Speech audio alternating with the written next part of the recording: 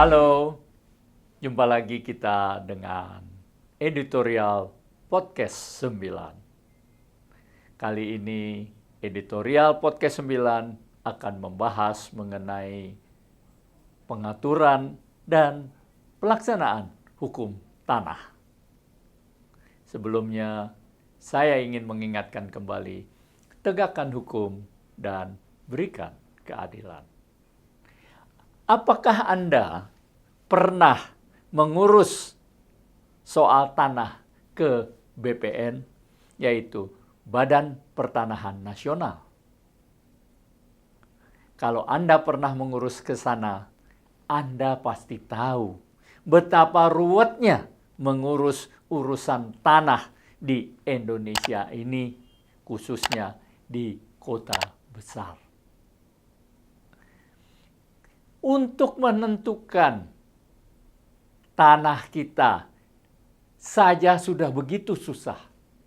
Siapa pemilik di sebelah kita? Bagaimana status kita? Kita ingin ngecek. Semua urusan di Badan Pertanahan tidak ada yang gratis. Boleh dibilang semuanya harus bayar, harus menyuap. Ini bukan rahasia umum lagi.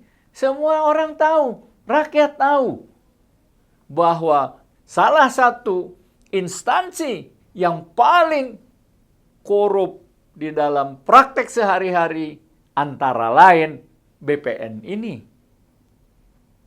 Ya. Tidak ada urusan yang tidak mengeluarkan uang di BPN.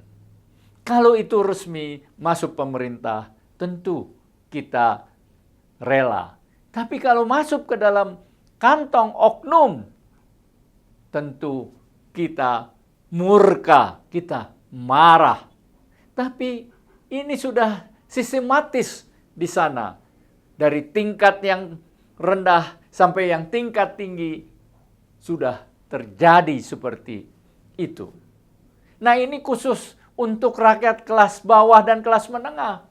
Tapi kalau konglomerat yang mengurus, orang-orang kaya yang mengurus, maka para petugas, para karyawan di BPN udah seperti jongos dia melayani para konglomerat ini. Sehingga urusan orang kaya dan para konglomerat begitu mudah. Ini bukan rahasia umum. Ini bukan mendiskreditkan, tapi sebuah kenyataan. Banyak masalah-masalah yang muncul karena ketidakjelasan, ketidaktransparan pelayanan di BPN. Kita ingin mengecek apakah tanah yang kita beli ini sudah ada hak lain di sana atau milik siapa, statusnya apa. Itu tidak transparan. Seharusnya sesuai dengan informasi publik, publik punya hak untuk mengetahui hal-hal semacam ini secara gratis dan cepat. Tidak perlu dihalangi, tidak perlu ada rahasia. Dan kalau kita punya tanah, kita juga harus berhati-hati. Suatu saat tanah kita bisa beralih kepada orang lain. Ada sertifikat lain. Padahal sertifikat kita juga sertifikat hak milik. Kenapa ini terjadi? Pelayanan di BPN harus dirubah. Nah, Menteri ATR dan BPM tidak lagi bisa bekerja dengan standar, dengan urusan yang ya biasa-biasa saja. Menteri harus bertindak revolusioner.